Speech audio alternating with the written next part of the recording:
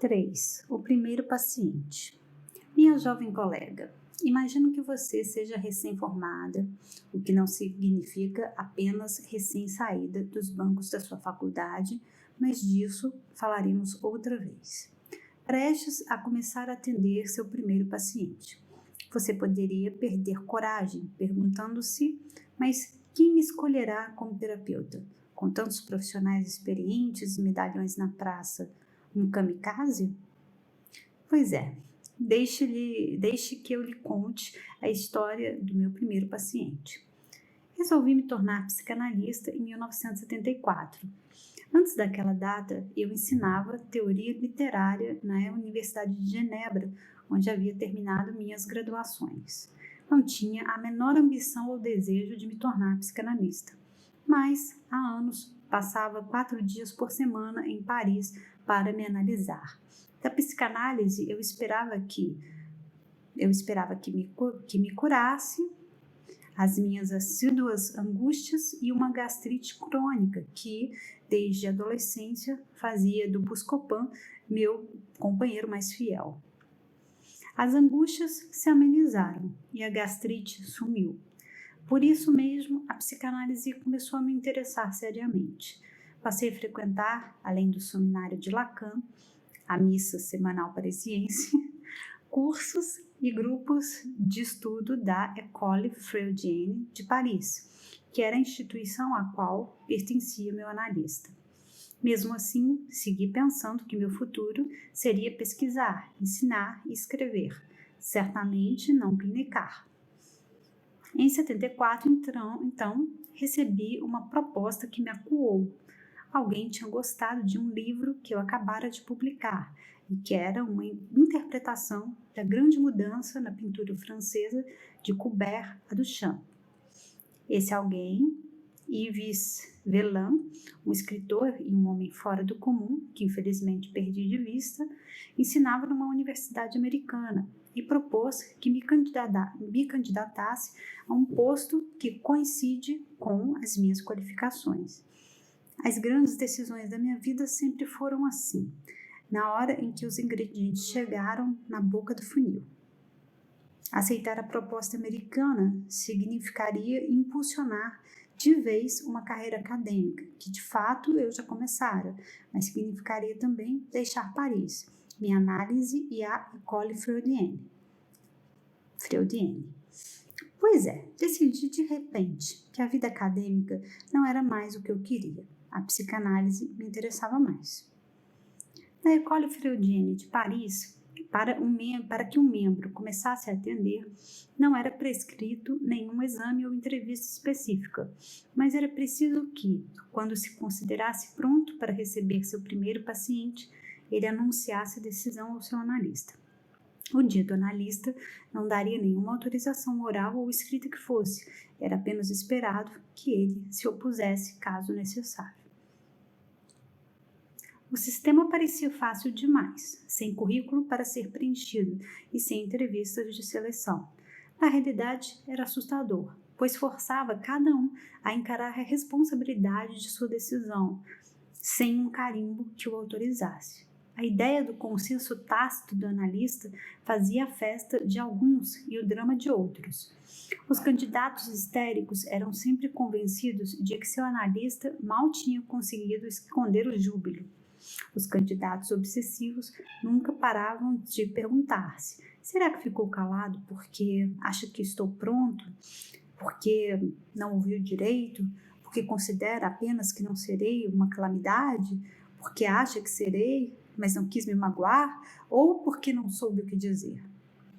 O fato é que quando lhe comuniquei que começaria a atender pacientes, Serge Leclerc, meu analista, não disse nada. E lá fui eu.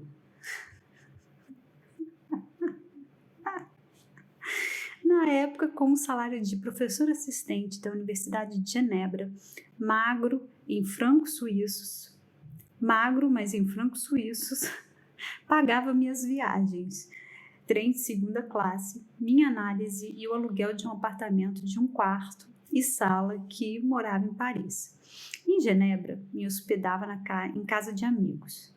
A transformação de meu quarto e sala do 32, Rue Saint-Paul, deu nisso. A sala se tornou a sala de espera e o quarto se tornou o consultório. À noite, a sala de espera se transformava em quarto, ganhava graças a uma sofá-cama. Comprei minha poltrona numa liquidação da Samaritane, a poltroninha para os pacientes. Achei no mercado das pulgas. A base do divã, confesso que achei na rua. Ai, desculpa. Ai, Deus. Um amigo me deu um colchão que lhe sobrava e uma amiga costurou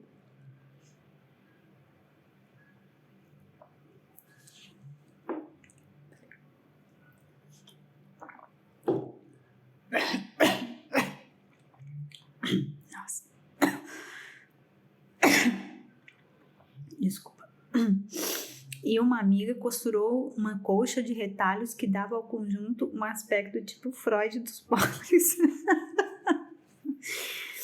A mesa que ainda carrego comigo, encontrei na demolição de um bar, perto da casa. Estava pronto, só faltavam os pacientes. Meu primeiro paciente foi indicado por uma amiga, Nicole Icels, que era analista e bibliotecária da École Freudienne e que confiava em mim como futura analista pela razão seguinte. Ela sabia que, por mais que a psicanálise me tivesse conquistado, eu continuava apaixonado por muitas outras coisas que me seduzem tanto quanto e sobre as quais conversávamos assiduamente, repetindo cappuccinos num bar da rua Gay-Lussac. Falávamos com o mesmo prazer dos romances de Barbara Cartland ou do último prêmio Goncourt, das personagens mais excêntricas do século XVII, que era meu século preferido, da história da psiquiatria, dos crimes verídicos, romances policiais e por aí vai. O critério que aparentemente valeu para que ela me encaminhasse um paciente vale hoje para mim. Na hora de encaminhar um paciente, prefiro os analistas cuja curiosidade para com o mundo, a vida e a cultura se estenda além das 4 paredes do consultório. Quando chegou o dia da primeira entrevista do primeiro paciente, eu tinha uma preocupação dupla.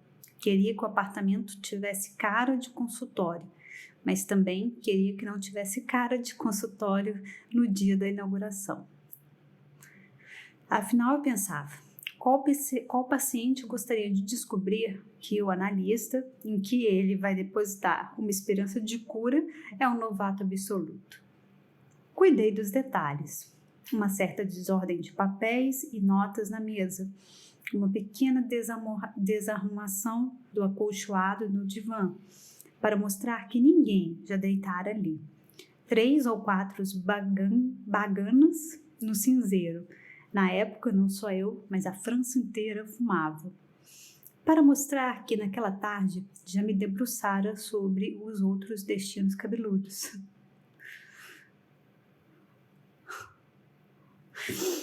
Esse primeiro paciente se analisou comigo durante 7 anos.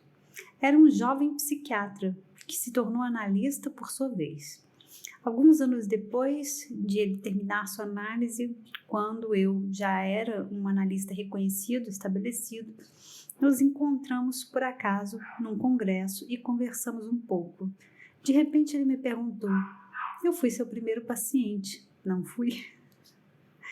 Hoje responderia imediatamente a verdade.